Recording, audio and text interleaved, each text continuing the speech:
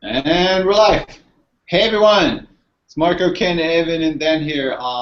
This is like our little webinar here for talking about coding bootcamps, how to find a really good coding bootcamp. And let's jump straight in with introductions. So over there, we have Dan Pinkett and Evan Charles from Launch Academy, and both of them are doing a really amazing job over at Launch Academy, running people through their coding bootcamp, and that's why we wanted to really join into this webinar together with them and give you like the two sides of what we doing at the Firehose project, what they doing, what works, what's really great, and how great coding bootcamps kind of like set up for success and what we do all for our students and why we care so much about coding education. So let me introduce those two. So little fun facts about both of them. I think Dan, is like really active in the Boston Ruby group, but what I don't think a lot of people know is actually that he was in middle school motivated to become a web developer because he didn't want to dress up and he wanted to dress like, and I'm quoting, like a bum. So I don't know if you achieved that, Dan, but that's pretty much, the little fun fact. They exactly pull the hoodie up. Yeah, he's huge in the open source community. So, like, if you know GitHub and you just do a Google search for his name, you'll see that he's just been giving back through the code contributions and just writing really good software and just helping everybody out. So, we're really excited to be on a call with Dan and Evan too. And then Evan has a fun fact too that I love even more. So he picked up longboarding a while ago, so skateboarding, longboarding, and now the health insurance premium is up because it's a little dangerous and he doesn't have the balance quite mastered yet. But hey, no arms are broken right now, so I think we're still good on that one. Awesome. Thanks, guys. That's awesome. Yeah, we're very excited to be on the webinar with the Firehose guys. Not only do these guys have a lot more experience on webinars just based on default of their virtual experience, but the two of you guys are just great guys. So our experience with Firehose goes back to before we even met, learning some of the awesome stuff that you guys are doing at colleges and universities and really putting your self-interests aside for those that you are mentoring and teaching. And I hear about the road shows that you guys went on around the country and the sleepless nights, and I just give you guys nothing but props for that. I do have to, of course, have a fun fact for you so we can have a little fun with you guys. So Marco, during a couple of our calls, has pretended to be working, but as we learned more, he was in Hawaii, I'm guessing paddleboarding, in that the last time Ken and Marco were down in Hawaii, Ken's not much of an outdoorsy guy, and Marco talked him into paddleboarding. And I don't know how much procedural help he gave him, and shortly after launching, the two of them went off in separate directions, and sure enough, a lifeguard had to come and save them, which on the beaches of Hawaii with 30-foot waves is not the typical rescue for a lifeguard. So so the both of you guys should probably stay out of the water together, I guess is the moral of the story. Don't go in the water with us, right? That's kind of the gist of that story. Yeah. So let's get kicked off. So I'll throw the first question at you guys. What are some thoughts that you have on how great coding boot camps are set up for student success? And I guess the second part of that question is what are some shortcomings that you guys have done a great job overcoming? Yeah, so I think there's two things that I usually point out, which is like the depth of the curriculum and then like group project and working together as a team, right? And I mean, you guys are doing that too. So I think like you're talking about group project is really like working together, and what I mean by that is like, the best software in the world is built by awesome teams, and like having that experience and learning how that works while you're already going through the boot camp, I think that is really key of any good boot camp, that you have that and you in a team of 3-4 students and you need to build something together. And not only do you learn how to do the whole collaborative coding and using GitHub to its fullest extent, but you also learn how to like the communication between teams, why that's so important. That's something that from our experience experience is really key in the workplace. Like if you want to have an impact on day one, you want to be that junior web developer who already has experience working on a team. So I think team projects are really, really important. That's something that I would recommend all students are seeking out, that their coding bootcamp is doing that actively and puts an emphasis on. And then the depth of the curriculum, you really want to look at, so we're getting into the technical details, so we can talk about that a lot, but really make sure is like you not only cover like the Rails framework, right, to building web applications that are fairly simple, but you also want to make sure you come out with writing really solid Ruby code and knowing how the two of them connect together. So the curriculum that touches on both of them, I think that's how I would answer that question. What do you think, Ken? Yeah, I think that the thing that I think is most interesting is the depth of the curriculum, like Marco said, and I think it's really kind of hard sometimes to evaluate that if you actually don't have firsthand experience, right? Because how can you tell the difference if you don't know the things that you don't know? What is actually like complicated versus what is something that's simple versus what's something that matters versus what's something that doesn't matter. So one of the things that we suggest is if you do have, hopefully you have like one or two friends that are web developers, and if you're considering like joining a bootcamp, maybe pull them into like the conversation, have them evaluate some of the options, because they're going to be unbiased and they're going to be able to tell the difference between some of the stuff that sounds good but realistically doesn't matter at all. And I think that's something that's kind of interesting to talk about, like what really matters and what actually doesn't. So why don't you guys, Dan or Evan, what do you think is like something that matters in like the curriculum or something like that, opposed to something that maybe doesn't matter so much but has like more like hype than it deserves or something? I can take that. Yeah, so I think a lot of people generally get concerned with the stack, right? What are the specific technologies that I'm gonna learn? And the reality is, whatever stack you're learning on probably won't be used for the most part in 5 years, 10 years down the line, right? So it's much more about learning the fundamentals of programming and learning the ability to solve problems and to deal and wrestle with that uncertainty when you approach a project or you approach a challenge and you're still not sort of sure of the technology that you're using. It really becomes an issue more about how do I decompose this problem, what technology do I have at my disposal to solve that problem, and then how do I put that solution together. I think a lot of people pay a lot of lip service to specific technologies and the market value of specific technologies. In my opinion, I think it's much more about learning the general craft of software development, like you guys just so eloquently mentioned, working in small groups, using GitHub pull request workflow, learning how to divide and conquer. Right? These are all skills that transcend technologies and platforms, and this should be the central theme and idea behind most prevailing boot camps. Cool. Evan, do you have anything to add to that? I think that was spot on, Dan, by the way.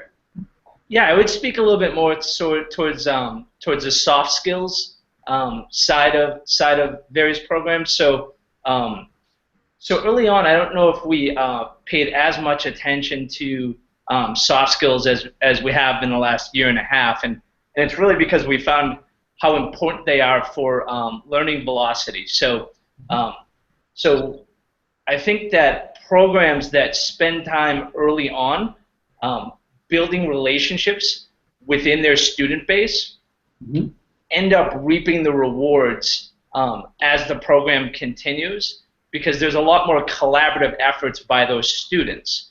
So you see a lot less competition internally and a lot more of a supporting environment, which then makes things like pairing, things like group work a lot more productive. And it also helps folks that are going through the trials and tribulations of a boot camp, and every student does that, and that's not biased towards experience level. So folks will have high points and they'll have low points, and to have a student next to them or a group of students next to them that's going to support them during those times is critical to their success and has a direct effect on their learning outcomes. So Evan, how do you guys actually facilitate the soft skills? Do you have like conversations one-on-one with people? Do you sort of pair people into small groups and teams? Like, how does Launch Academy do it? Yeah, so we spend a lot of time on the first few days of the cohort talking about things like cultural promises. So, for instance, one of the things we do is we'll have an actual cultural promise, and it'll have 10 to 15 core values that prior students have elicited that have led to success, and the majority of those have a collaborative slant to them. And then we'll give the current cohort the opportunity to add to that list. And once they've done that, they feel like they have a sense of ownership now in those core values. Mm-hmm. And then at the end of that ceremony, everybody comes up and signs that document. It's a giant board, and we keep it up in the front of the room for the entire cohort. And I understand that sounds hokey, and I think that's why at first we didn't adopt some of these principles. But it's amazing by having that symbol. Having that symbol in front of you, whether it be a physical space or in a virtual paradigm, how that helps people really kind of check themselves and stay accountable to those around them. Some other things we might do is show through group projects how to best empathize with students. So we'll do some scenarios where students will give feedback to other students, and we'll ensure that everybody has the opportunity to do that. And I think what you'll find is oftentimes that feedback is very supportive. So it's rare that you'll see combative feedback, and folks will just play off of that support. And I think once you kind of get that ball rolling, everybody really sees the benefit of a warm environment. Awesome, awesome. Yeah, I think I can add to that, like the feedback, and if we're thinking about the group project, when people are working together, and like I want to zoom out a little bit because some of our viewers might not be familiar with like the group project and why that's so important. So maybe go into that a little bit. Actually say like right when you build like at the Firehose project where people are building, it's like let's say they build a chess application as a group project. And so the first thing that needs to happen is you need to figure out who's building which feature, right? Who's responsible for the logic, the code to move the queen, the king, and so forth. And then like break that out into the individual pieces. And then usually what happens is people step on each other's toes because beforehand you only code in isolation, which is why group project is so important, like learning that step. And then there's all kinds of technical conflicts, merge conflicts, and that kind of stuff happening. You need to deal with that and figure out how do we solve that. And that's when the soft skills that you said, Evan, come in of, how do we communicate properly? How do we give feedback? And then that positive feedback actually comes in when we, not only have problems, but also if somebody says like, hey, I'm done with my feature, can somebody please review my code, which is standard practice in any web development company to look at each other's code before it is accepted as the new standard. And so then, like doing that, what's called a code review is really important. How to do that, how to read a code from somebody else, how to give feedback, how to actually give them a thumbs up if you know it's better code than maybe what you would have come up. And then also, I think that's what we see with our students a lot is that learning process. When you actually look at other people's solution, you see like, oh, this is how they tackle that problem. And that's then what you said earlier, which is like, that fundamental skill of like, how do I problem solve? How do I make something like the fundamentals of computer science, how do I get them so I can think about the technology that I have, and then seeing how different people solve the same challenge with different code and then learning from each other. And I think that happens during the group project tremendously. And that's why I think both of us agree that all of us agree that having a group project is really, really key. One of the things I like the most about the group project is there's like kind of like a moment where like it can be a little bit scary to be like you think about like how you're working all by yourself and you're writing code and you have full 100% control over every aspect of your web application. It's only going to happen if you do it. And I think the fundamental shift is when code starts pulling in from other people. And like not only like some stuff you may need to understand, some stuff might not particularly matter, and like some stuff maybe you think should be better. But basically becoming like aware of how like things change dynamically without your particular input, and learning how to navigate that, because that's one thing that when you get in the real world with a job, like code is going to be built like while you're not working or like in parallel with you, and the fact of the matter is having the skill to be able to know what to do once that code gets written is kind of a valuable skill. Yeah, I think one of the interesting surprises that students often will have about the intended outcomes of group projects is that the companies that they speak to after a boot camp are not as much interested as to whether they just created the next Facebook as they are with the experience that they had within that group. And a lot of those experiences are not necessarily technology-centric. So I always say to folks in group projects that you'll oftentimes learn more if you're in a group that was faced with a lot of speed bumps than within a group that just cruised. Because when you get to the interview phase, you have a lot more interesting scenarios that are more real-world based to share with the hiring company than those that just sailed through.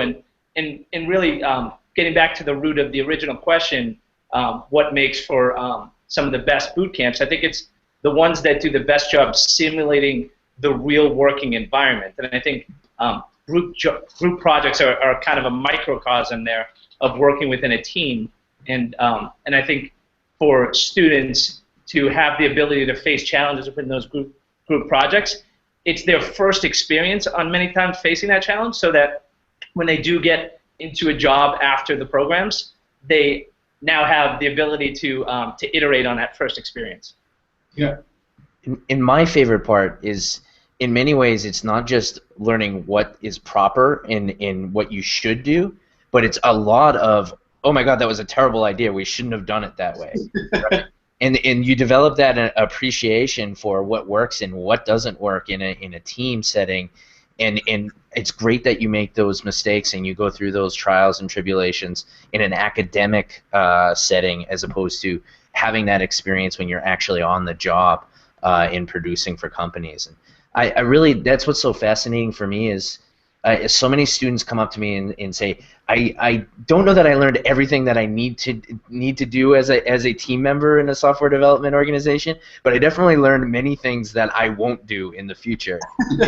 I think that there's a lot of value to that, right? And what Evan and I always try to convey is Launch Academy is a safe place to make those mistakes and to learn through experimentation in a meaningful way.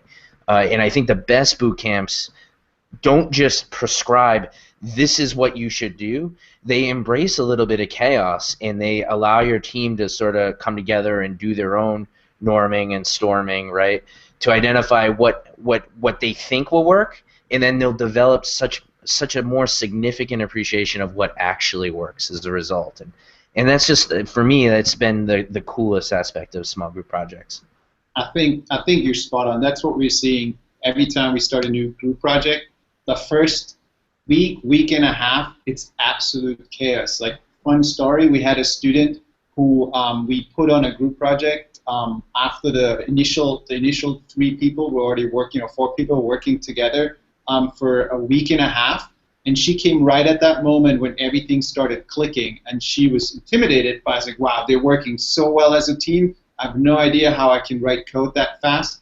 And what we did is we put her on a conversation with one of the other team members, who then clearly was like, oh, you just came at the best moment in time, which is when we went through the struggle together and we just figured it out. So don't worry, like the week before, if you would have come 3 days earlier, everything would have been a mess, because we struggled to figure this out and learn that. And as you said, in that safe environment of like failing sometimes and learning from your mistakes and then correcting it, and I think that's when most of the learning happens.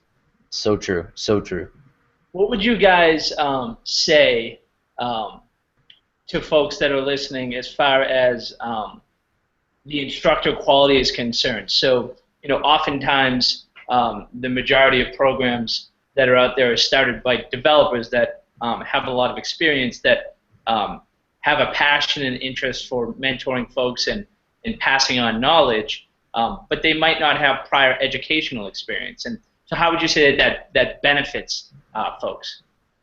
Yeah, I think like my answer to that, I think it's a really good question. I think like you guys sort of like embody, I think, like what good instructors are. Like you look at what you guys are doing in the community, like the Boston RB group, the project night. Like Dan was like teaching like how to build a gem just to everybody just for fun the time that I went. And I was actually a little disappointed that I couldn't sit in and sort of see how you were doing it. But like you can tell that like it's not just like checking the box, because that's the difference in my opinion. It's you're either checking the box saying, okay, I did it, I'm punching the clock, and I'm just kind of doing that, versus being like really fired up and having it be like, no, like you don't get it, so I'm gonna like force you to learn this. Like I don't care like what chaos I have to do, but like just really caring, like genuine caring. And I think if you have technical skills as a background, like you have sort of like the cornerstone, and you actually like care, you give a crap, like I think those two things are really all you really need to really push somebody over the limit. I think you guys are like just phenomenal as far as like that goes, like all the work you guys do in the community. You guys like volunteer at Rails Bridge, even the launchers volunteer at Rails Bridge, like the free events that people are just going, like you guys are great. And I think that's sort of it, like community outreach, actually doing it because you care and not just checking the box. Because all the big marketing companies that sort of are just sort of like hiring out, like contracting somebody to sort of sit here and do this, and the curriculum guy is there, and then there's somebody else, and it's all just kind of like being pulled together by people who don't own it or don't care or don't really have the passion, versus the people that are just like, yes, that's exactly what I want to do. I want to teach. You know, the moment that I realized that Ken and I, this is a fun story, really care about teaching was last year during Valentine's Day. I didn't even know it was, well, my wife pointed out that it was Valentine's Day, but we were at a coding event. We flew out to Pittsburgh, and for some reason that Airbnb rental didn't turn out. The pictures looked a lot better, and we had one queen-sized bed to share, and Ken was like, that's the life of teaching. Welcome to Valentine's Day evening with me in this bed. We're going to be up at 7 a.m. tomorrow morning teaching at Carnegie Mellon. So that was kind of like, I was like, yeah, and I still love this, right? And I didn't get too much sleep because it was really crowded in that tiny bed. But I think, yeah, being really passionate about teaching and wanting other people, like giving that back and taking somebody under your wing, I think that is what, you know, high-quality mentors, instructors make out. They work full-time, and they put everything they have into that. So that, I think that's one of the key reasons. You definitely want to have full-time people on your mentor side, on your instructor side. What do you guys think? How would you answer the question? Yeah, for me, I love the accountability aspect of the industry. So we're all held accountable to our outcomes. And I believe that students and prospective students do a wonderful job, and should always be encouraged to do their research to find out what those true outcomes really are. And I think that that as much as all of the teachers will build strong relationships with their students, in the back of their mind, they always know that they're going to be held to those outcomes. And I think that's one of the really good metrics within our industry that that potentially other educational industries could benefit from. So for me, it's the accountability aspect, and I feel like oftentimes because of that, teachers will consistently seek feedback from students. So the constant interest in iterating on the process and improving the process, so that the product is really never stale. At least at this stage in the game, for the top boot camps in the industry, I feel like that's why the value proposition is so strong for students. Totally agree. How can you tell the industries that are doing that versus the ones that aren't, Evan? Do you have any sort of like feedback to sort of like ways somebody who is kind of like doing the research and kind of wants to know, is this one of those or is it something else? Yeah, how is it high quality versus maybe not so good? Ah, I see. So I think it would be based. I think the best thing to do is always talk to alumni, right? And so if I had my druthers as a prospective student, I would talk to alumni from a year ago, 2 years ago, if it was an older established boot camp, and then alumni that just graduated last month. And what I would try to do is I would try to compare those experiences to see if the programs were iterating, to see if they were advancing the experience for the student. So if you could gather that information, you could have those conversations, I think that would be plan A. I think you could also do that. It may be a little bit more tricky with hiring companies as well. They're the ones that are really seeing the product firsthand. They're seeing the results of that iteration. But lastly, and probably more attainable, I think you could see it through some of the watering holes that aspiring developers hang out at, because oftentimes alumni will go back onto those virtual platforms, places like Quora, where people share their experiences, and if you're seeing consistently improving results, then I think that would be evidence of iteration and interest in advancing the program. Exactly. Yeah, I think that goes straight into continually working on, not having the curriculum be built once by maybe an outside source and then just using that, but actually being invested in it and continuously improving it. I mean, we always, every time we get questions in our forums, with people having problems or some technologies on gems and open source code that we're pulling into our applications that we're building with students changes, we update our curriculum immediately. So the other students from next week, we run people start every week. So it's like that iteration cycle is a week max for us to improve if we notice any kind of small cohort has trouble. And then also looking at the broader picture that are out there is like, okay, new technologies, is there anything that we need to know? But again, want to balance it with what Dan said earlier. It's like, okay, be true to the core and actually be like, okay, it's about problem solving and that mindset, and then the technology on top of it. I like that. What do you think, like, if we have people right now in the audience who maybe like do their research right now, what do you guys think are good questions they could ask, of the bootcamp when they talk to them, or via email when they get in touch with them, like, for like, hey, this might be a good indicator of like the quality of the coding bootcamp. What do you guys think? 1 second.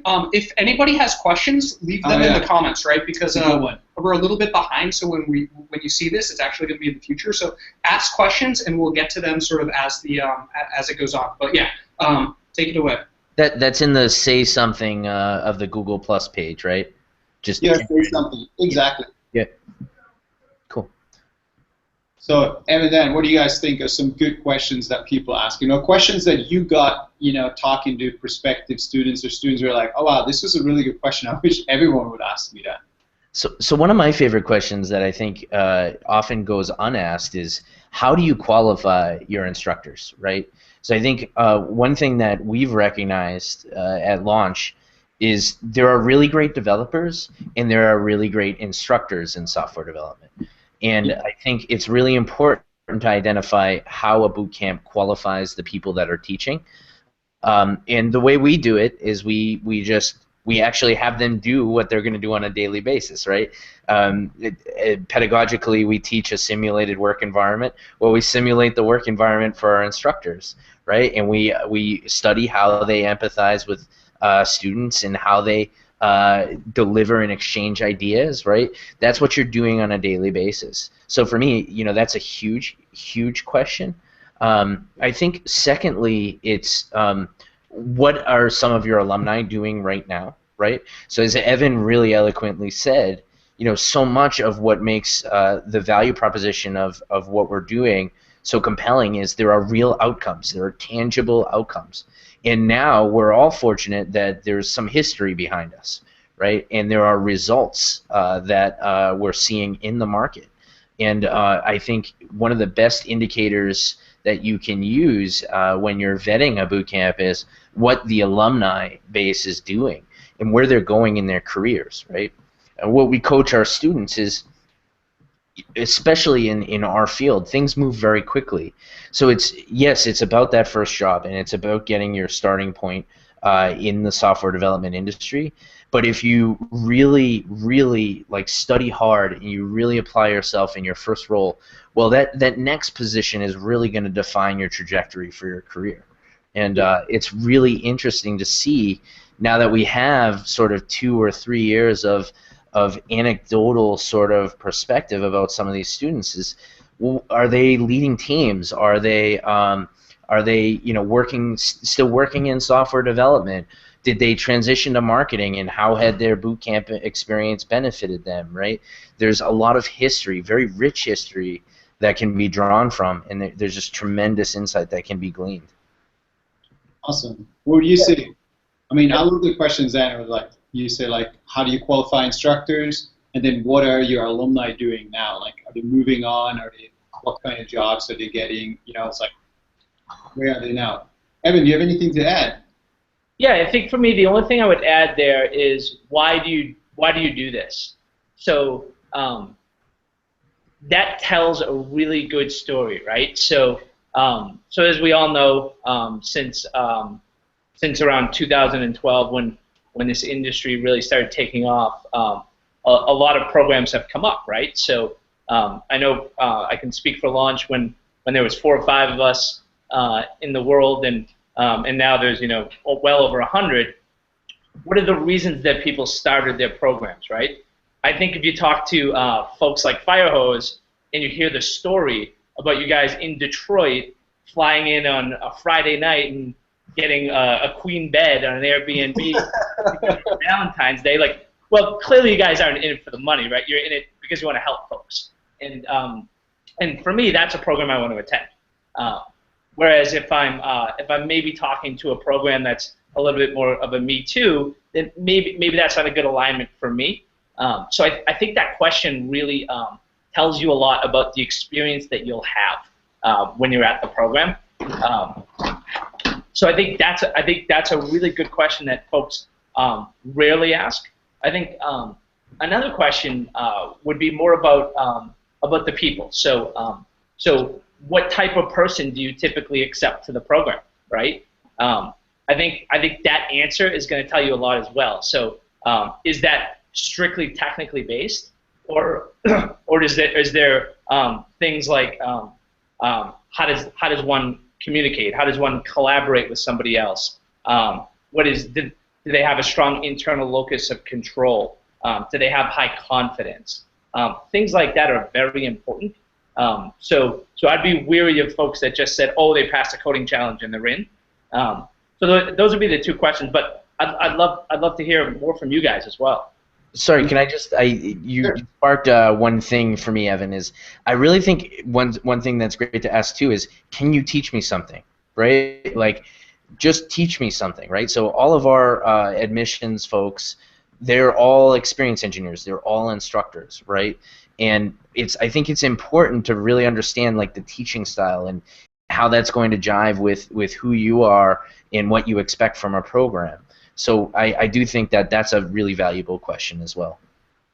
Can you teach me something? Yeah, I like those questions. I think you want to go? Yeah, I like that a lot too, and like it's something that like you see on like both sides of our sort of companies, right? Like basically whoever you probably end up talking to at either company has technical skills. They know what they're talking about. They probably can teach you something, right? Marco's a kick-ass developer, and he'll probably talk to you on the phone someday. There's kick-ass developers at Launch Academy that are part of the admissions process, and you're actually talking to people who actually know what they're talking about, rather than people who are teaching you how to learn how to be a developer but have no idea themselves firsthand. So you get sort of really to taste it firsthand from the real people themselves, rather than just sort of hoping and then crossing your fingers.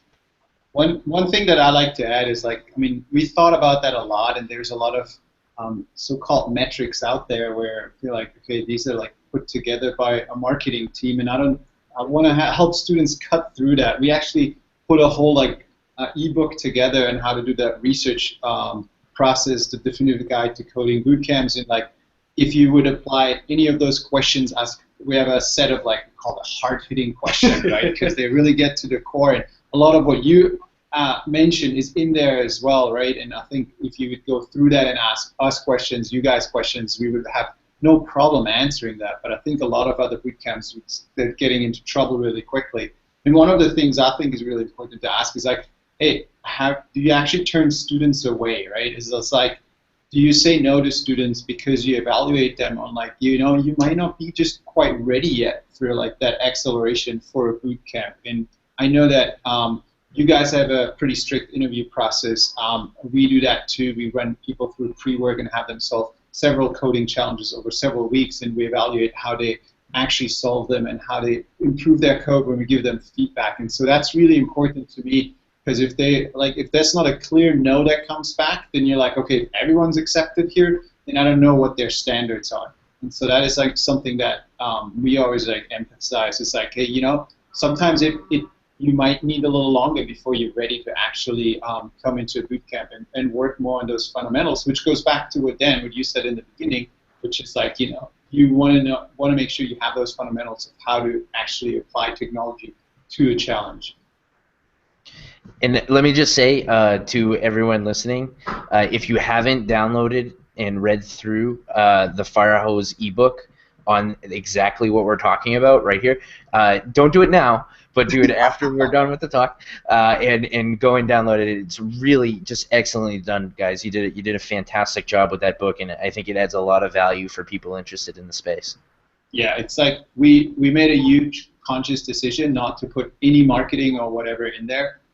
It's really like just like, here's how we or our colleagues, professional web developers, how we would approach the whole the knowledge bringing in. We would bring into the research process what we would ask and how we would qualify bootcamp. So yeah, thanks Dan for the thumbs up.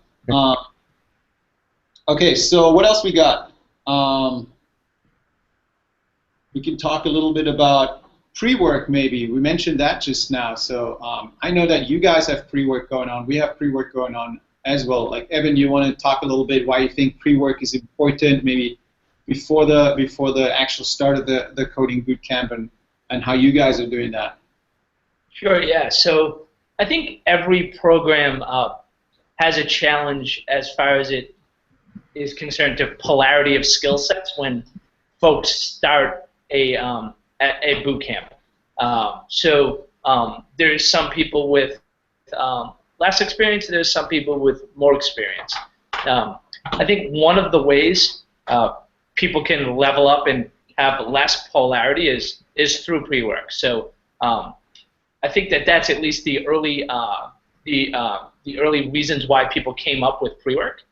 So for us, that took a jump probably 3 cohorts ago, where we started not only providing people with challenge-based learning opportunities during the pre-work, but also with opportunities to collaborate during the pre-work. So we piloted a program internally for the first time. The public, I guess, will hear about it, called Launch Pods, which was a beta program where we would link up people during Ignition, our pre-work. So you'd be matched up with one other person in a pair or a small group of people, 3 or 4, and you'd work through the pre-work with those folks on a part-time basis. And the big benefit there really is accountability. So it's very easy when you're on your own to maybe not push yourself, and knowing that you have somebody else, another human,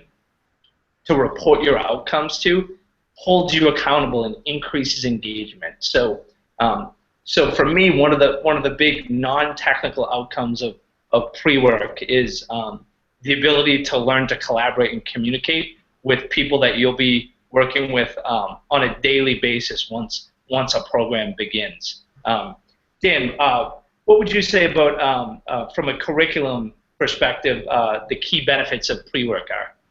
So I think in sort of a survey, just sort of seeing the lay of the land of the market, right? I think that there are active pre-learning programs in sort of passive pre-learning programs. Mm-hmm. And I think a very important question to ask is, what's my interaction with staff during this pre-learning period, right? I think there are some programs that sort of just throw a series of resources at you and say, here, you need to know this stuff before you come in on day one. For us, we think that that's as much on us as it is to the students.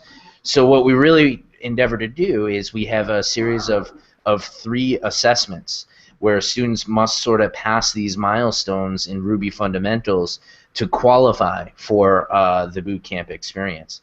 And I think a very hard thing that we do, but I think a very necessary thing that we do, is if people do not hit those milestones, we ask them to either defer or withdraw from the program.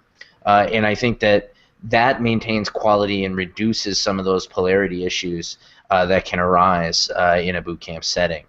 And I think, too, as Evan mentioned, interaction with fellow students. So we're big fans of FlowDoc. We're thinking about changing over to Slack, but these pieces of software are just real-time chat applications. And what it does is it allows everyone to get to know each other a little bit better and to work through these challenges and relate to one another as they work through them. And what we found is that just warms up the whole experience on day one.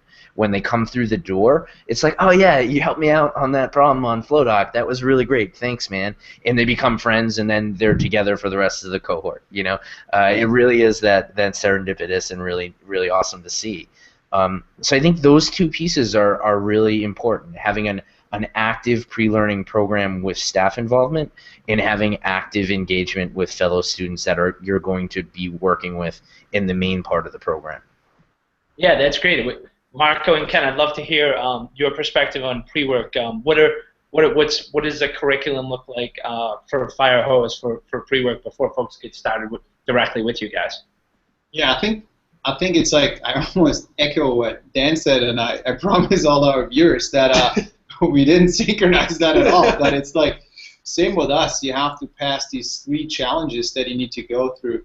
One of it is more on the front end, which is HTML and CSS. You need to build a website and put it live on a server, and there's some instruction around it, and others where we give you guidance, and then we say okay, here's your challenge, put that up on a server, provision a server, figure that out, and send us a URL back. And the other ones are more around actually writing good Ruby code and getting straight into that fundamental knowledge of how to actually solve a coding challenge.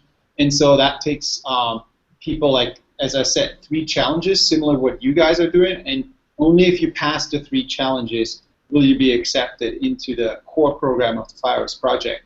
And so during that time, there's a lot of interaction going on between code mentors and the students, because you submit your challenge solutions, and oftentimes, as in the real world, your first attempt of it may not be the best code that you've written. So then there's feedback given, like a code review happening, and you get another opportunity to refactor your code and make your code better.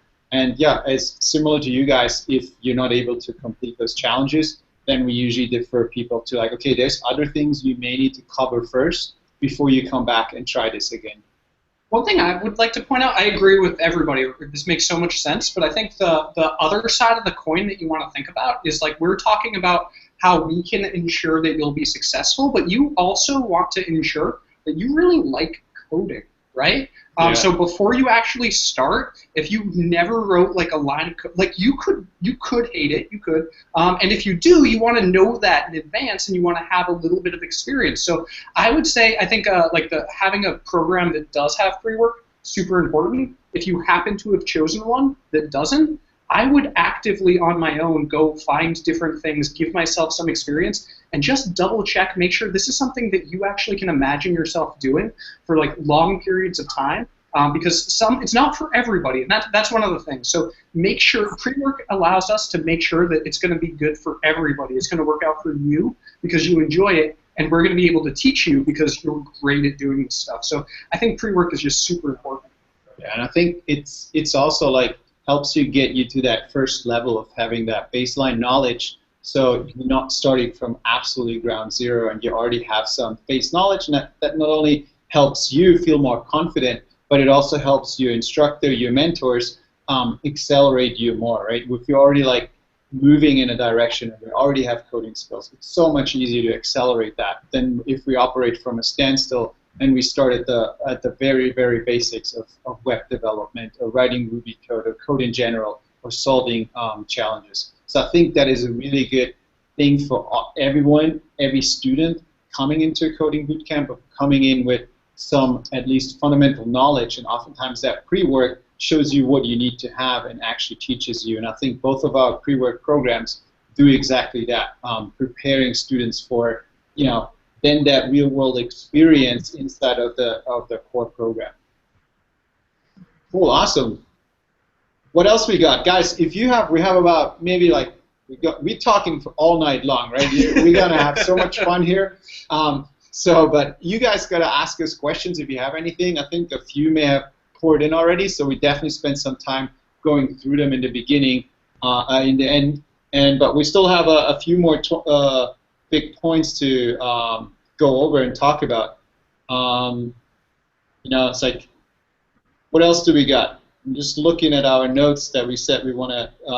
So one of the things that we talked cover. about was the fact about think about the alumni and like are they sort of on a clear path to success, and sort of especially the ones that have been around for a long period of time, they have a track record and there's sort of stuff that happened. I'd love to hear you guys just if there was like one or two alumni that you sort of had that you were like, you know what, this one just really knocked it out of the park, and now they're like, I don't know, like the president of the United States, or just something where you're like, oh my God, this is nuts. So like the chicken skin moments, the goose moments.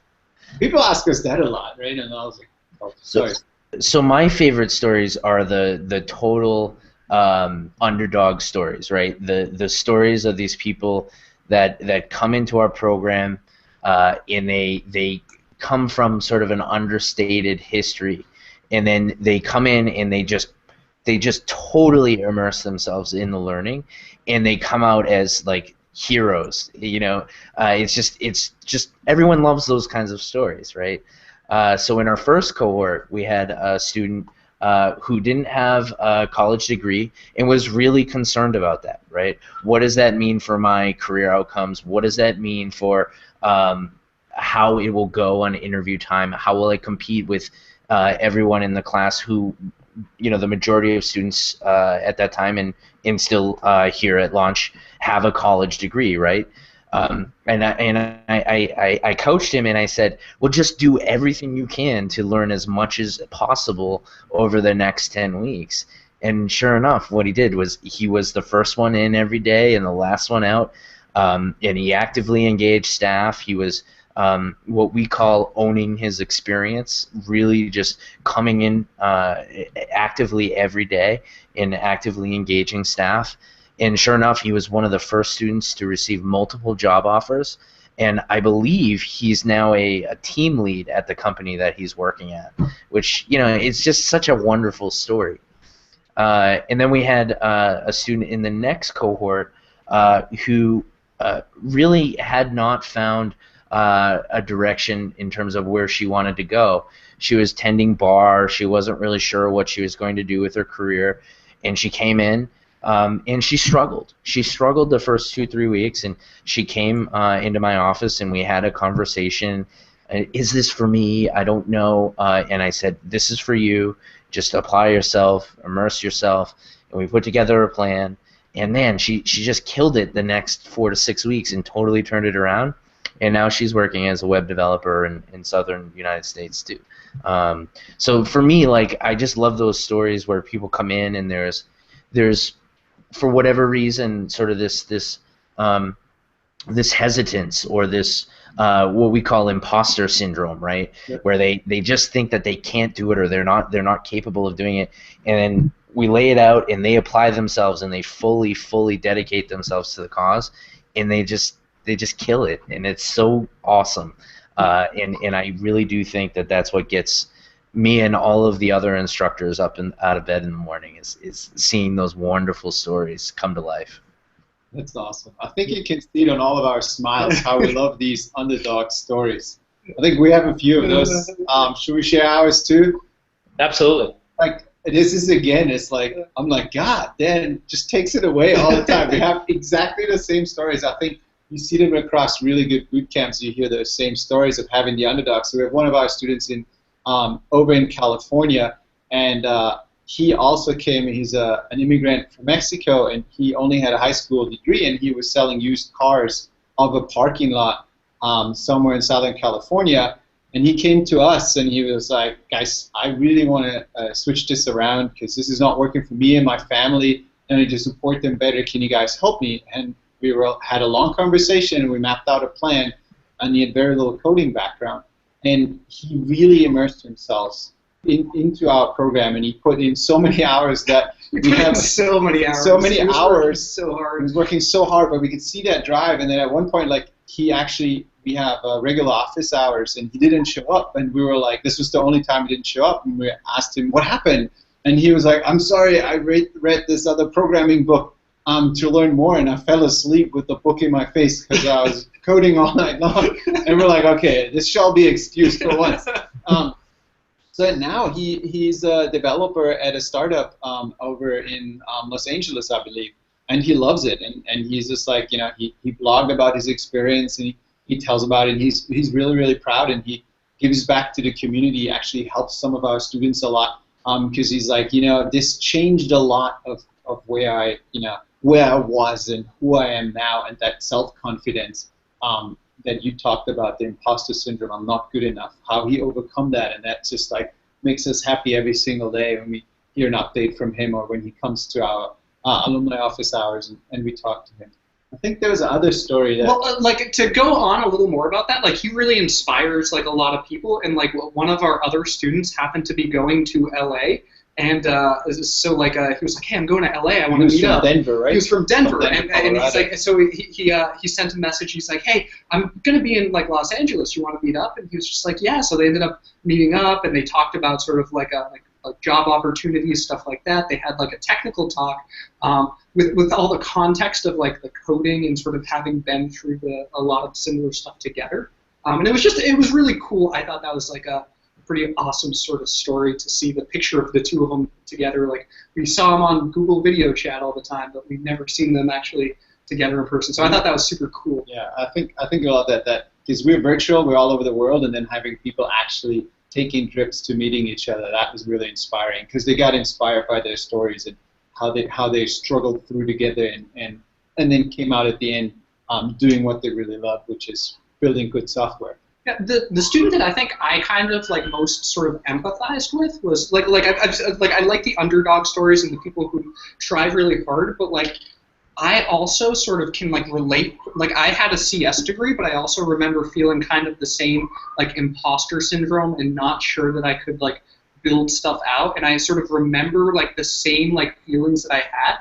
And one of our students had a similar background, like he had a computer science degree. He didn't have a lot of experience building real stuff, and it was one of those things like, how do I actually do that? And that was like when he sort of went from getting like not knowing how to build like practical real world stuff to having that experience and getting that job. It was just really cool to be like, oh, I kind of wish that I had that opportunity when I graduated, because it would just be so like it was so hard for me. But realistically, it's just it's a different world out there now. Yeah, and he got also like multiple job offers. Oh yeah, he was turning them down and stuff. He didn't tell us that. We didn't coach him. He got multiple job offers, and he turned down the best one to get a better offer from the company on a Saturday morning. And we're like, we didn't tell you that. And he's like, yeah, but I just thought I'd give it a shot. That was a funny story. We were like, whoa, nice negotiation skills. But yeah. I love these stories, and I think that's one of the main reasons why we're all in this is like helping people find that inspiration and go for something that is outside their comfort zone, and then showing them that they can achieve that, and then having them grow and reach for the stars and go for it. That's awesome. We're like, guys, one more call. We need some questions for you. We already have some trickling in, I think, but I just want to make sure you guys have time because we're probably wrapping this up in like 10 minutes with us talking, and then it's like answering you guys' questions. So keep them flowing. You must have questions. You must. You must. Throw them out there. No question is out of bounds here. We want to hear from you. Yeah, and I would just share their more not a singular story, but more collective. We just today graduated our 7th cohort and had. We have 2 career days each cohort, so we had our 2nd one today, and graduation is taking place right now back at launch, which I'll be there soon for anybody that's listening, and maybe have a drink or two. But what I always love on career day is seeing alumni coming back representing hiring companies. It's unbelievable the sense of pride I see on alumni's face when they come in with their company T-shirt on and they do their company pitch and they're involved in the hiring process, and it's amazing to think that for some of them, maybe only 3-4 months ago, they were just thinking about becoming a web developer, and now they're on a team and they're involved in the process of selecting others to join that team, and so I'd say probably about 30 to 40% of our companies will come with alumni in attendance that now work at those companies, and for me that always just makes my heart feel really awesome when I see those folks walk in the door.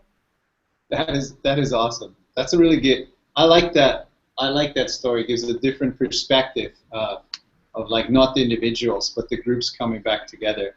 Yeah, and it also shows that sort of like they're sort of vouching for the quality of the program, right? Because it worked out with those particular developers. So it's not like it didn't work out and they had to like go find them through some other thing. The fact that they're coming back and they trust you guys is just like a big stamp of approval of like you said, they're your products, and it's one of those things where it's like they're buying your product again in some ways. They're actually sort of continuing to hire your employees. So it's just a really great way to say like awesome work and keep it up. So that's really awesome.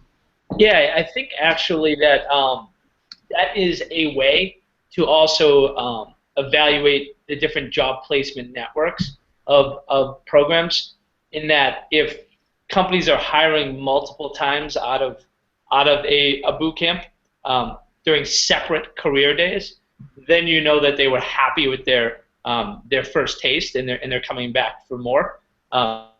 Even better if you're seeing companies hire 1 to 4 times a year every year. So if I'm out there and I'm trying to consider what program to go to, you can do your research there. So a lot of boot camps will often offer graduates on their website, or you can go into LinkedIn and do a search. Find where those people are working and do a little bit of homework to find out if there's multiple folks working at different companies, and if you have the time, find out if they were in separate cohorts, and if they were, then that probably is a good sign of a healthy placement network at that boot camp. Yeah, that's a good point.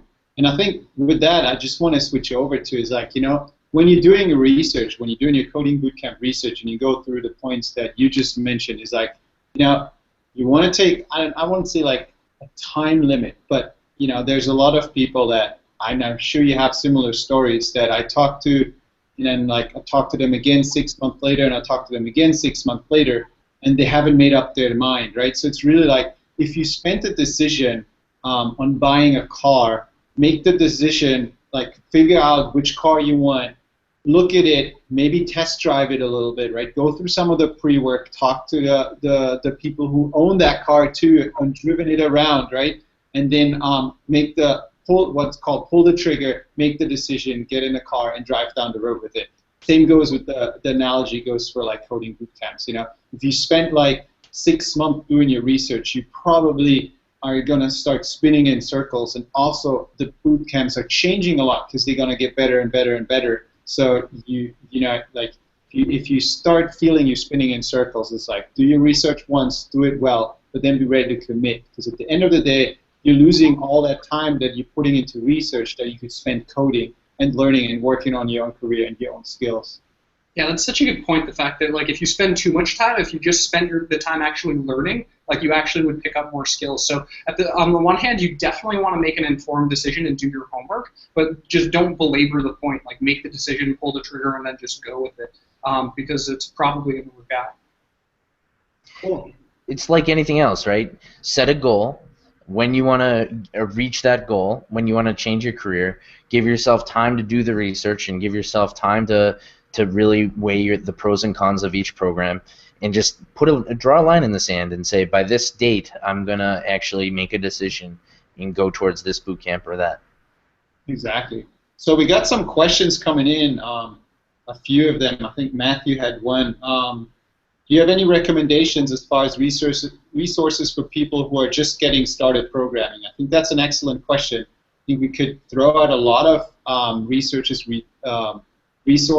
but I always like to give people like a path. Is like, hey, maybe do this first and this second. So rather than all rattling off like 10 different things, maybe everyone can be like, hey, if you don't have a lot of experience, maybe start with this first, maybe a resource or just like a general direction. What do you think? So one of the things that I'm going to echo what Dan said a little bit earlier, where like Dan said that like don't spend too much time focusing on like worried about like the technology stack or any of that, because one of the things that I see a lot is people have like this paralysis that they're going to start learning to program in the wrong thing, and then in 2 days it's going to be like obsolete and they just wasted all of their time. Where in reality, it doesn't matter that much, because basically anything you learn is going to be transferable to something else. So we both talk a lot about like Ruby and Rails and stuff like that, but it doesn't. At the end of the day, it doesn't matter the technology framework or the stack or that much too much, so long as it's sort of something that you can see yourself actually using potentially. So I would say don't sweat the language. As far as like the resource, I think that one of the easiest ones to get started with is like Chris Pine's book, Learning to Program. It's just it's a pretty a very like good introduction into programming. Gives you a lot of fundamentals in a really sort of comfortable way. So it's really a good introduction, like a first taste of what it's all about. Cool. What do you guys have? Yeah, so I also recommend Pine's Learn to Program to a lot of people just starting out, with the caveat that if you get the paper copy, rip out the answers in the back of the book, right? So there's a way to read a technical book, right? You don't read a technical book in the same way that you read nonfiction or even fiction, right? You actually have to go and work through the exercises. In the learning and the benefit isn't in getting the right answer, it's arriving at the right answer, right? It's not about the destination, it's about the journey. And I think people rush to like find the most elegant solution, and I think Pine does a great job of showing people the most elegant solution, but it's also very intimidating, the answers and solutions that he provides. So the first thing that you should do if you pick up the book is rip out the answers and really work on that personal sort of temptation to look in the back of the book and get the answer, right? Software development is all about diagnosing a challenge, right? Decomposing a challenge, decomposing a problem, and figuring out how to fix it, right? Or how to arrive at a solution. And if in the real world there are no answers in the back of the book. So it's really important to be an active reader in Pine's Learn to Program. And one way that you can really supplement Pine's Learn to Program is a website called RubyMonk. RubyMonk, the instructional material that supports some of the exercises is not as full as what Chris Pine provides in his book, but the exercises themselves are really excellent. So what you can do is you can read a chapter of Pine, do the exercises at the end of that chapter, and then for more and additional work in that effort, you go to RubyMonk and you do the challenges that sort of correlate with that subject matter as well, and that works extremely well. Learning is not just about domain knowledge; it's about procedural knowledge. So domain knowledge is the vocabulary. What's a method? What's a variable? What's an assignment statement? What's a conditional? Right? That's domain knowledge, but really the learning happens through procedural knowledge and developing procedural knowledge. And that comes through actually putting your fingers on keys and trying to work through these issues. So read the book, but also make sure that you don't just read the book. Right? It's about doing the exercises that go alongside it, and that will be the beginning of your learning experience and hopefully position you best towards what most boot camps are doing, which is challenge-based learning, where we give you reference material and then we give you an exercise to basically reinforce that concept.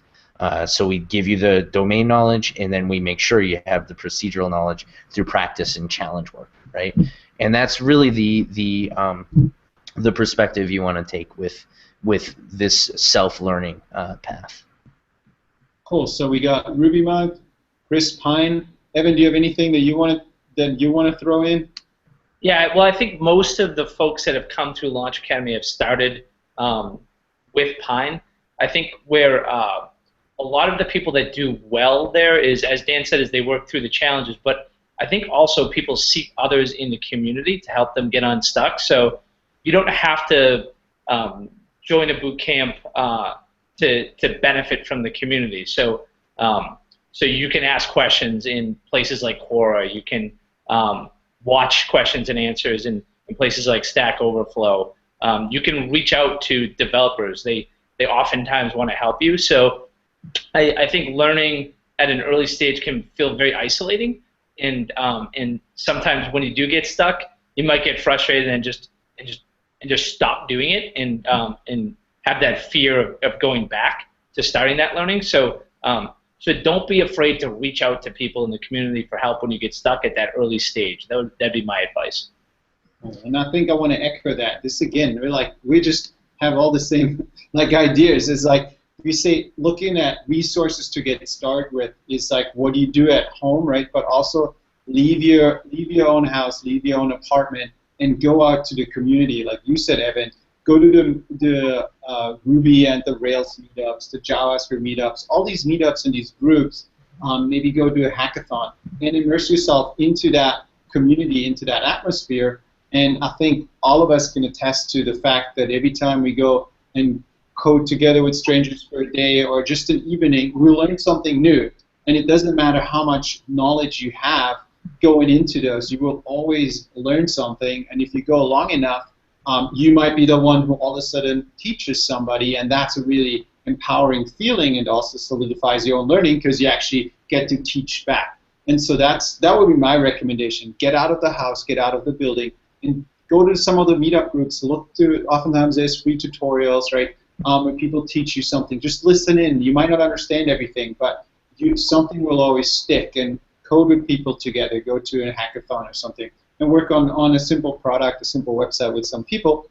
You'll learn a lot, and then you can go back home to your own resources and keep working on that. And I think that the two in combination will help you get ready for the next step. So yeah, hey Matthew, that was a great question. So thanks for answering. What else do we have? Eric has a question, right? But more questions, guys. Put them in the comments if you have some. While we're waiting for questions, I would just, you guys said it so well. And the only thing I would say is don't let geography get in the way, right? If you're not near a tech hub, there's also a great tool that's still used by developers called IRC. Jump in IRC, go to channels that are around the technologies that you're interested in, and just start asking questions. And you'd be surprised. You might deal with some difficult people, but you might find some really helpful people too. So IRC can also be a wonderful resource if you're sort of a far distance from a technology hub. And if you don't have a meetup group in your community, maybe you want to start one. You know, all you need is 2-3 other people, and you meet every once in a month. Or every couple of weeks, and you're good to go. Then you're actually organized the community, which is something in itself really rewarding. Okay, what else do we have? Eric asked, oh, this is a tricky one. Why are there some reasons for difference in bootcamp program pricing? What are the factors in that? It's a tough one answering that one because it goes all to the business model and fixed costs versus variable costs. What do you guys think? I throw it straight to you guys. Let's see how those guys, they have such good answers. They must know how to answer that one. And we just think that and nod. Yeah, I can't speak for other programs. I can only speak for Launch Academy. But our pricing is directly tied to our overhead, which is primarily driven by our staff.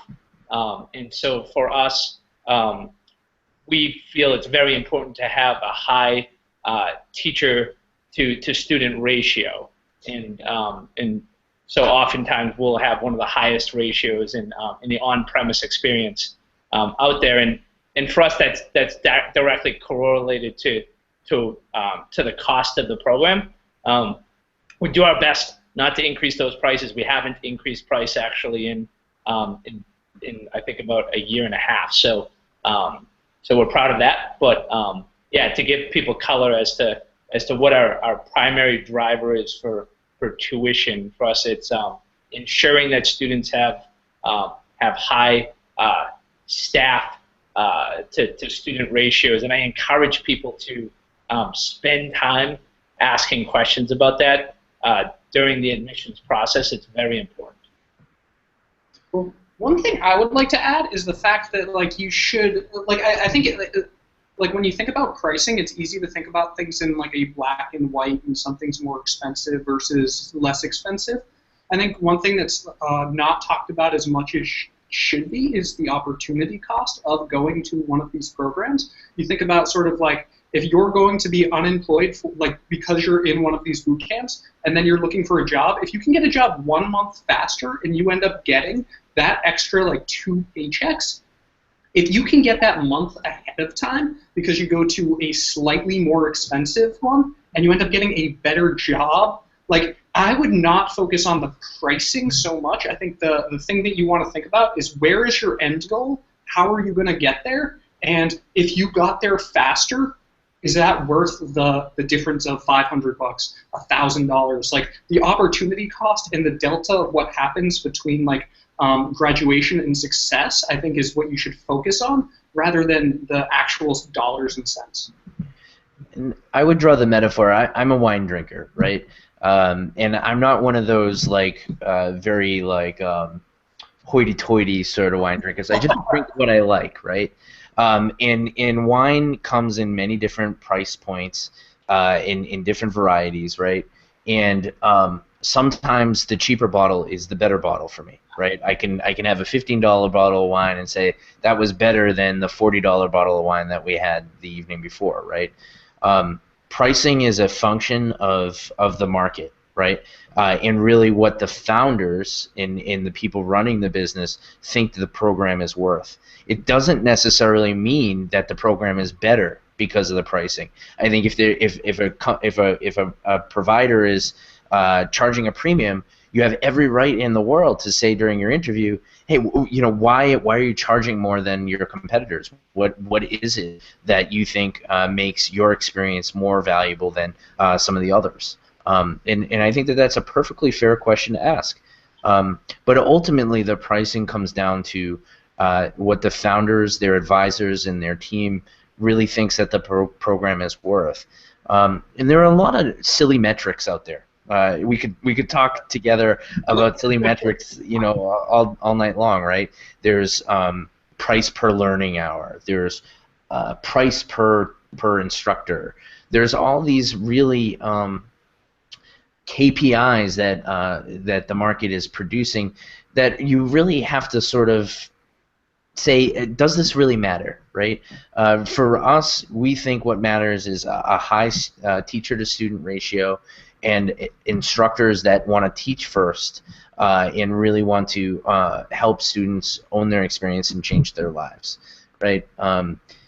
Other programs might try to throw certain KPIs at you, and just ask yourself about the validity of those metrics and what those metrics actually mean to your outcome and your experience when you're on board with those boot camps.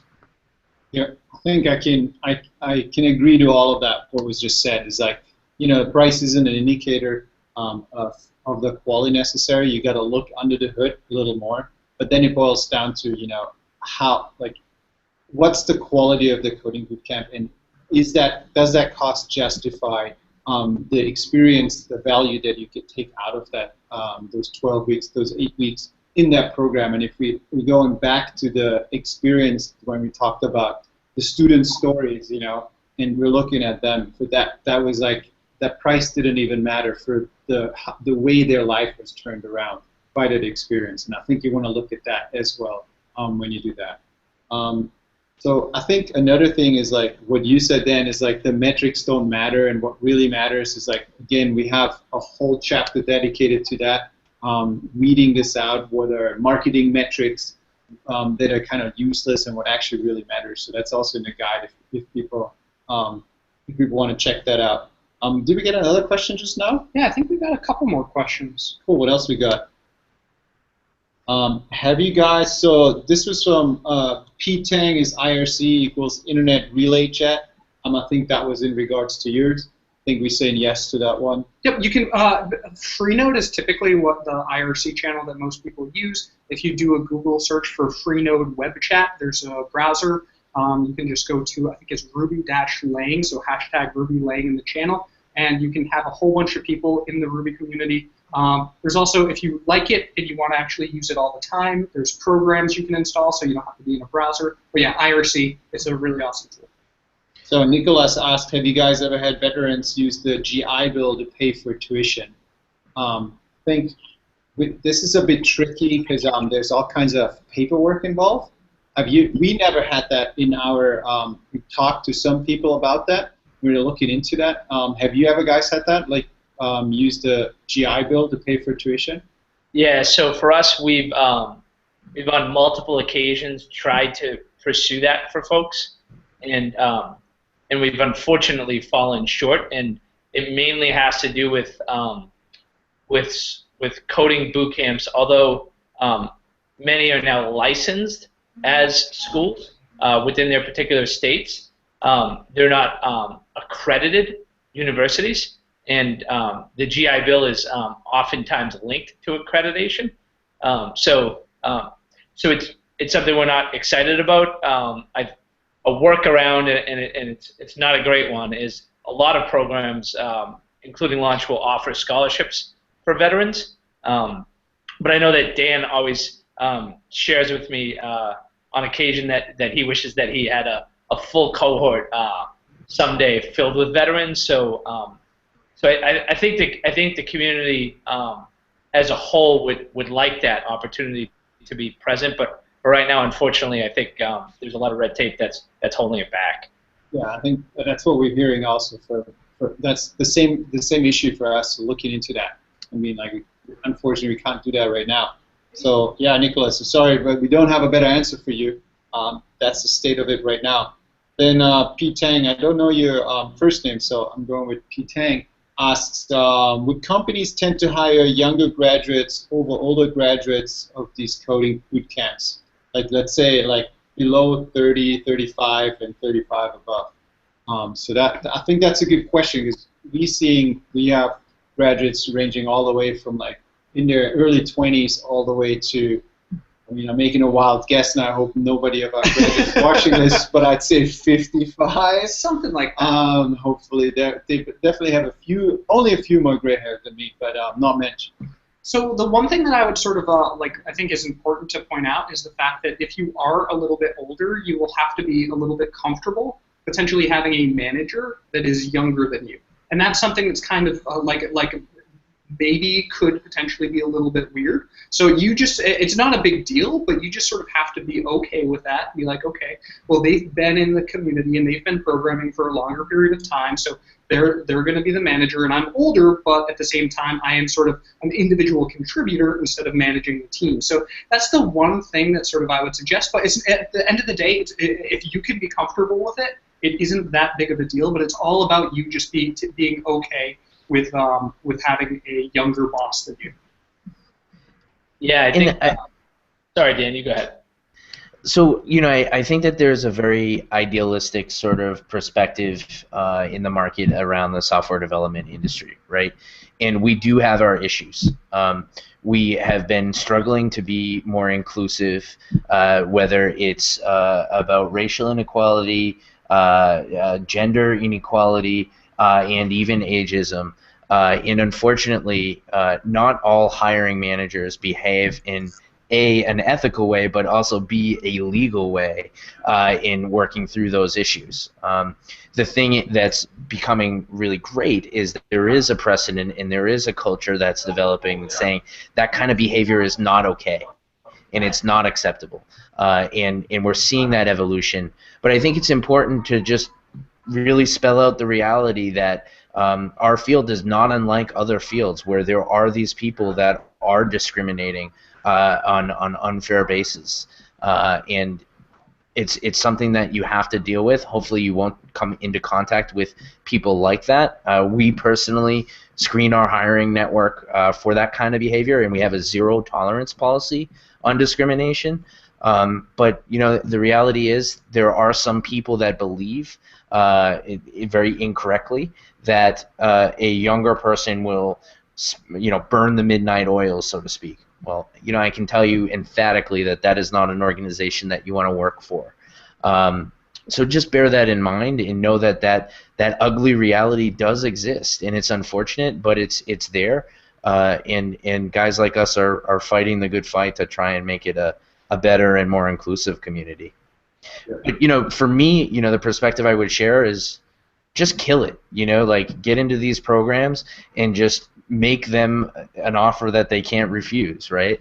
Get in there, apply yourself, and build great software, and it will sell itself. It's not about how old you are or what your educational background was. You know, we're seeing that proven time and time again in the program, and that's why I think it's so great that our programs exist, is because we have really shown that it's not about where you come from, it's about what you're capable in building. And I think if you focus your efforts there, that will just be really, really tremendously beneficial to your experience. Exactly. I totally echo that, Dan. It's like, you know, don't worry about your age in that regard. Worry about being the best you can be and putting the effort into your learning and into yourself, into your future. And then at the end of the day, what you should be evaluated is your capability of writing really good code and solving technical problems with code and being a developer. And so that's what you should be evaluated on. And that's like, if you kill it and if you're too good to be refused, then that's the position that you should aim for and you should put yourself into. And I wouldn't have that, like, I'm too old, as another form of the imposter syndrome. I'm not too good. I'm not good enough for this. I wouldn't let that get in your way. Yeah, and the thing that I might point out is, like, some of the companies that I've worked with, some of the best people that I've learned the most from have been the older people, because some of them have a lot of experience. And, like, on the flip side is, like, I guess I've seen so many really awesome developers of all times that are older as opposed to younger. So, like, I think it's just something good to point out, is that there are people doing it. Right. So I think this is a really good note. So thanks for the good question, Pete Tanger. Like, you know, going for it. I think we might have lost Evan here. Unfortunately, he just messaged me. He's getting pressure to appear at graduation, so so he had to check out. Sorry, folks. No worries, no worries. But I think we want to wrap this up pretty soon. We didn't get any more questions in, so I think this was a lot of fun. I had a lot of fun. Yeah, thanks for Dan and also Evan, who's not here anymore. But, like, thanks for being a part of this, and I think this was really good. And guys, if you like this, you know, and you want to learn more, then where can people find more out about your program? Yeah, so we're currently enrolling for the summer cohort, and I would invite you, even if you're slightly interested in the space, apply and schedule an interview. And I really do think that that's the best means to learn more about not just Launch Academy, but the space in general. If you have general questions, there is a contact us link on our site, launchacademy.com. Alternatively, you can follow us on Twitter. We're launchacademy_. Really unhappy about the underscore thing, but that's a subject for another webinar. But it's Launch Academy, all one word, _. And for me personally, I'm dpickett on Twitter, DPICKETT. Feel free to send me a message. Look, every single one of us that are here, we're really passionate about this stuff. And if you have any questions at all, I urge you to just seek us out by any means necessary. Exactly. Yeah, same goes for us. If you guys are interested in that, right? We're on a bit of a different schedule. I think we are enrolling new students on a weekly basis, but if you're interested in this, you can apply for our pre-work and get started with that if you want, and start with the coding challenges and go building some HTML pages. That's the best way. Definitely, as we said before, look at the definitive guide to choosing a coding bootcamp and use that for your research process. And then also, if you want to reach out to us at Firehose Project, you can find us on Twitter. You can also go to our website, and there's my email address is on there. You can reach me, Marco, at thefirehoseproject.com. Ken at thefirehoseproject.com. So if you rather want to email him, then you can reach both of us. But this has been a ton of fun, and if there's any other questions coming out, reach out to us, and I'm sure we can point you in the right direction regardless of what kind of help you need, because as Dan said, we're really passionate about this field and helping people and helping them point them in the right direction and making the right decisions. Cool. Awesome. Stuff. Right, I think we're giving everyone the thumbs up here, and stay awesome, peoples. And until the next webinar that we're running. Cool. Guys, I had a lot of fun. You guys rock. Keep You killing. rock. Bye. See ya. Bye.